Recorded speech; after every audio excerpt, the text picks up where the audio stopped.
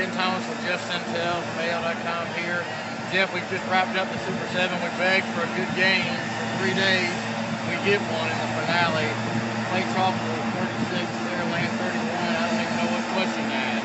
Yeah, I don't even know either. I mean, you know, we wanted a good game, and Coach Hood said in the post-game press conference, he said, I think the Super 7 needed a good ball game.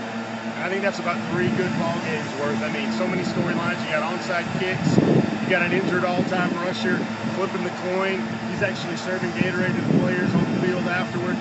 Clay suffered through so many things, and I don't know. The players were talking about after whatever doesn't kill you and knock you down and knock you out makes you a lot stronger. And I mean, heck of a job for Saraland. I mean, these two teams, they're the class of Alabama high school football along with Hoover. I mean, I think if we played 5 quarters a night, it'd still be a 10-point, 6-point game. I think you're right. And, you know, we talked about these two teams could be in 7A in the top 10 and fighting for that championship as well. I thought Saraland showed a lot of heart, down pretty big at halftime. They come back in on onside kick and really dominated the third quarter. Had 520 yards of offense, but Ty Pagron, the MVP, really when Clay needed it, he made the plays, didn't he? He was Mr. Cool, and he had the big arm when he needed the big arm. He had the legs when he needed the legs, and he found his best when his best was required. And you know, some people might throw out the cliche of heavyweight fight, toe-to-toe. I hate that stuff, man. It minimizes a game like that to throw simple things around that everybody said. This was super. This was a classic. It was the second state title in Clay Tropical history. And don't remember, let's go to the stat book.